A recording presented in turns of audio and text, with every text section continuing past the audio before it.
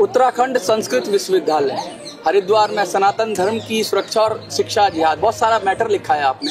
हाँ जी। असल में क्या हुआ उत्तराखंड के अंदर, क्योंकि उत्तराखंड में तो अभी बहुत सारी ऐसी बातें हो रही है, यूसीसी आया है पहली बार, धर्म की बहुत बात हो रही है, बीजेपी सरकार है, तो ऐसा क्या हो रहा है जो ऐसे संस्कृत विश्वविद्यालय के अंदर जिसके लिए आप जंतर मंतर पे आपको आना पड़ा? पहले आपका परिचय, आपकी संस्था का नाम और विस्तार से बात करें। मैं सनातनी क्रांतिवीर सेना राष्ट्रीय अध्यक्ष रामवीर सिंह।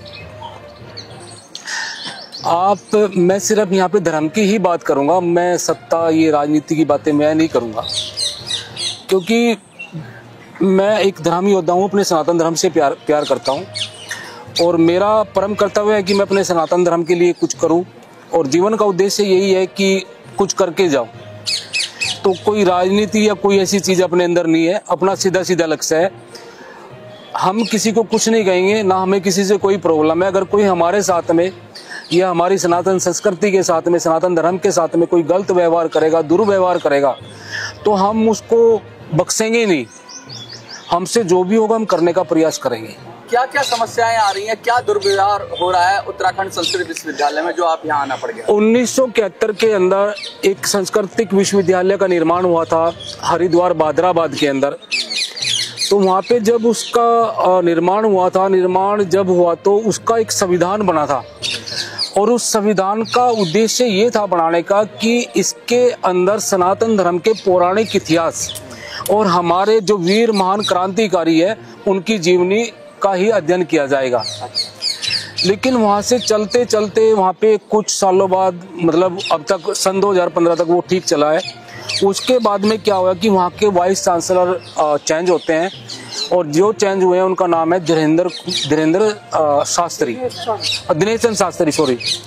दिनेश चंद्र शास्त्री ने आने के बाद में क्या किया कि उनके पास वीसी के पास में एक अथॉरिटी, एक पावर होती है कि वो जो संविधान है उसके अंदर अपनी तरफ से अमेंडमेंट कर सकता है।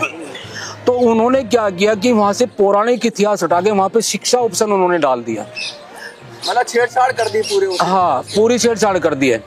और छेड़छाड़ करने के बाद में उन्होंने पे वहाँ पे ना तो कोई क्रिश्चियन वहाँ पे एडमिशन लेने आया, ना वहाँ पे कोई मुस्लिम छात्र एडमिशन लेने आया। उसने खुद बुला के एडमिशन किया वहाँ पे। अब एडमिशन तो उन्होंने कर दिया। एडमिशन करने के बाद में पहले 1-2 बच्चों का कराया, फिर बढ़ाते बढ़ाते उन्होंने अब वहाँ पे 30 लड़की कर दी है मुस्लिम और 5 उन्होंने मुस्लिम लड़के कर दिए हैं। तो वो भी संस्कृत सीख रहे हैं क्या? नहीं, संस्कृत नहीं सीख रहे जी। मैं बताऊंगा उसके पीछे क्या उद्देश्य होता है। अगर संस्कृति पढ़नी होती इनको, फिर सनातन धर्म क्यों छोड़ते? ये संस्कृति पढ़ ले, फिर उर्दू पढ़ने की क्या जरूरत पड़ी थी इनको? तो अब वहाँ पे उद्देश्य क्या है उनका? हमारी सनातन संस्कृति को ध्वस्त किया जा रहा है, क्योंकि दिनेश चंद्र शास्त्री जो है वो खुद एक कम्युनिस्ट टाइप का बंदा है और उसने वहाँ पे, अगर कोई भी हिंदू बच्चा होता है, आप एडमिशन लेने जाओगे, आप सनातन धर्म में आपने जन्म लिया है, आपने चुटिया रखी है, आपने जनेऊ पहनी है, आपने भगवा वस्त्र पहने हैं, वो हमारे वहाँ पे भगवा वस्त्र भी उतार देंगे, हमारी वो चुटिया भी कटवा देंगे, हमारी वो जनेऊ भी उतरवा देंगे। आप दूसरी तरफ आपको हिजाब की परमिशन दे रहे हो। आप जहाँ पे हमारे वेद शास्त्रों का पहचान पे संकट आ गया है क्या? पहचान के जो प्रतीक हैं वही मिटा दिए जा रहे हैं? संकट तो सनातन धर्म पे है। जहाँ पे हमारे वेद शास्त्रों का अध्ययन होता है वहीं पे आपने नमाज पढ़ने की परमिशन दे दी है। क्यों भाई? आप इस देश के दिनेश चंद्र शास्त्री या कोई भी इस देश के अंदर, या मैं भी हूँ, हम इस देश के भाग्य विधाता नहीं है। इस देश का भाग्य विधाता वो परमपिता परमात्मा है। और जो हमारे पूर्वजों ने सनातन धर्म के लिए बलिदान दिए हैं, उस बलिदान को हम व्यर्थ नहीं जाने देंगे। ये तो अब आज एक छोटा सा आंदोलन है, ये तो शुरुआत है जंग की। आगे आगे इससे तो बहुत बड़ी बड़ी चीजें होगी।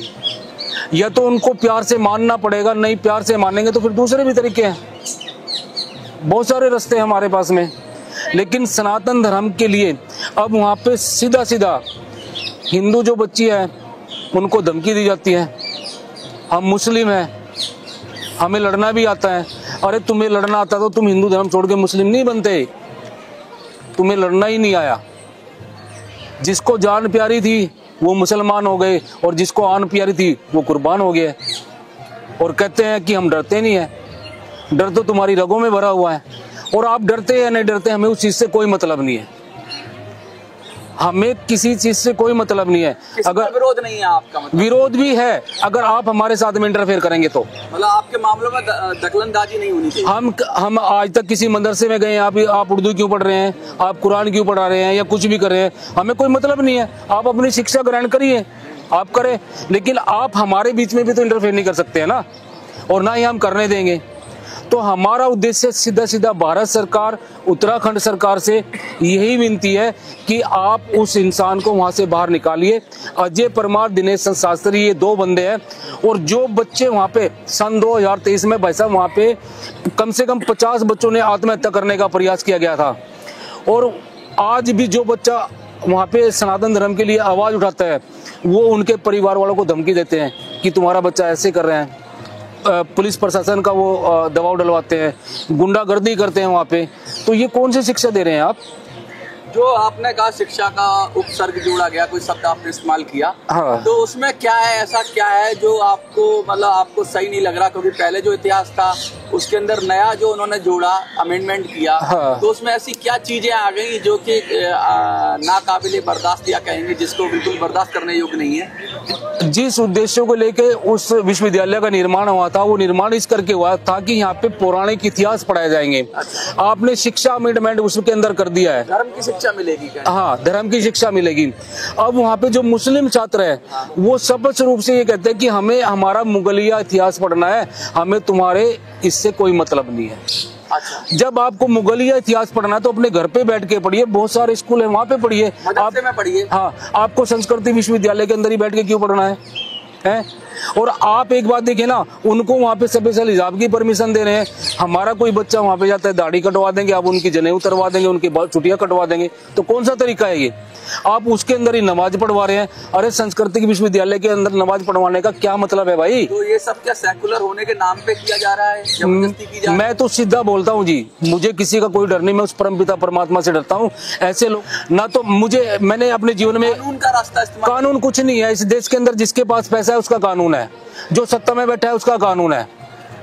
तो ये जबरदस्ती हो रही है क्या धार्मिक मामलों में? ये सब मिली जुली मतलब ये चलता है, ये अपना। किसी सरकार का कोई लेना देना नहीं है, सारी सरकारें ऐसे ही कर रही है क्या? सरकार, अब एक बात देखो ना, मैंने आज से पहले उत्तराखंड सरकार को ज्ञापन दिया है। हाँ। एसपी को दिया, डीसी को दिया, कमिश्नर को दिया, शिक्षा सचिव को दिया, शिक्षा मंत्री को दिया, सीएम धामी को दिया, मैंने एनआईए को लेटर दिया, मैंने आदरणीय प्रधानमंत्री जी को दिया। तो आज तक वो संज्ञान में लेके आगे उन्होंने कार्रवाई क्यों नहीं की है? विश्वविद्यालय से आपका जुड़ाव कैसे? क्या आप शिक्षक हैं? क्या किस तरह से आपको? नहीं, मेरा जुड़ाव तो मेरे सनातन धर्म से है। मेरे एक मित्र है वहाँ पे, पुनीत कंसल जी एडवोकेट है, डिस्ट्रिक्ट कोर्ट हरिद्वार में। अच्छा। उन्होंने मुझे बताया कि रामवीर जी ऐसे ऐसे करके यहाँ पे हो रहा है और आप थोड़ा मेरे साथ में चलिए और इन मुद्दों को आप उठाइए। तो मैं वहाँ पे करीब महीना भर मैं हरिद्वार में रह के आया और हमने सभी को ज्ञापन दिए, और ज्ञापन देने के बाद में जब कोई समाधान नहीं निकला, फिर हमें यहाँ पे जंतर मंतर पे आना पड़ा है। सनातनी क्रांतिवीर सेना, जैसे से नाम से ही क्रांति झलकती है आपके से, आज भी जंतर मंतर पे आप आए हैं। आगे की योजना क्या है, कैसे इसको आगे बढ़ाएंगे और कैसे? क्योंकि आप किसी का हक नहीं ले रहे हैं, लेकिन आपका जो क्रियाकलाप है या जो आप जो कर रहे हैं, जो आपकी पद्धति चली आ रही है, उसमें इंटरफेयर हो रहा है। तो उसके लिए आप क्या करेंगे? क्योंकि बहुत सारे कानून ऐसे होते हैं जो प्रोटेक्शन देते हैं अल्पसंख्यकों को उनकी चीजें करने के लिए। तो क्या लगता है ऐसे कानून की जरूरत है जो बहुसंख्यकों को भी उनकी रीति रिवाज मनाने की, अपनी तरह से पूजा पद्धति करने की छूट दे? ऐसा कुछ कानून चाहिए क्या? क्या पाकिस्तान में छूट है? आप यहाँ पे एक बच्चा पैदा करने के 5 से 6 हजार रुपए देते हैं, पाकिस्तान में जूते लगते हैं। ना तो किसी आदमी को कोई पावर अथॉरिटी है, ना किसी औरत को अथॉरिटी है। कुछ साल पहले देखा था गजनी से अफगानिस्तान से, वहाँ के राष्ट्रपति मोहम्मद गनी भागे थे। क्यों भागे थे? क्योंकि हाँ, अभी कुछ दिन पहले अपने बांग्लादेश में देखा है, वहाँ की जो प्रधानमंत्री थी वो भागी थी। हाँ, श्रीलंका में भी हुआ, श्रीलंका में भी हुआ है। मेरा तो सीधा सीधा संदेश है, भारत भूमि का 1 इंच भी नहीं जाने देंगे। जो जा चुका है उसको भी वापस लेने का प्रयास करेंगे। अखंड भारत बनाएंगे। अखंड भारत, मैं कह रहा हूँ ईरान की सीमा से लेके थाईलैंड तक का जाएंगे। सीधी सी बात अपनी है, यहाँ किसी का डर नहीं है, ना किसी के बाप के गुलाम है। आजाद है, आजाद रहेंगे, आजाद मरेंगे, बात खत्म है। कौन कौन से संगठनों ने आपको सपोर्ट दिया है? सब देखो, मैं 80, 90, 100 करोड़ परिवार है हिंदू के, मैं अपने आप को हर परिवार का हिस्सा मानता हूँ, वो मेरे अपने हैं। और सारे संगठन मेरे अपने हैं, सारे मेरे अपने भाई है, कोई दुश्मन थोड़ा ना है मेरे।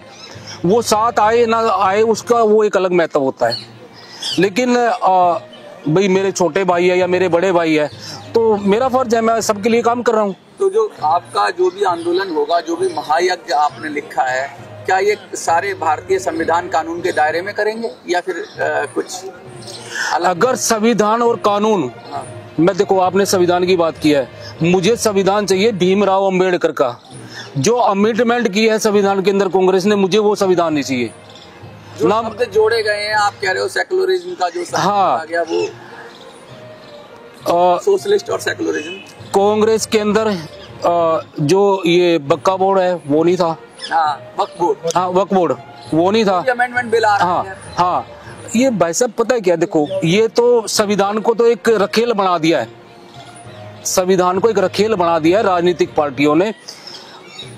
कांग्रेस आएगी वो अपने हिसाब से उसको अमेंडमेंट करेगी, दूसरी पार्टी आएगी वो अपने हिसाब से करेगी। तो बीजेपी भी वैसे ही कर रही है? बीजेपी मुझे तो वो एक ही जैसे लगते हैं। अब एक बात, जब आपकी बात कोई नहीं सुनेगा फिर आपको क्या लगेगा? एक जैसे लगेंगे है, लगेगा ना। जब आप मोदी जी हमें कहते हैं आप मुझे वोट दीजिए, आपकी वोट मेरे पास पहुंचेगी, हम अपनी आवाज कहाँ पहुंचाए, हमें ये भी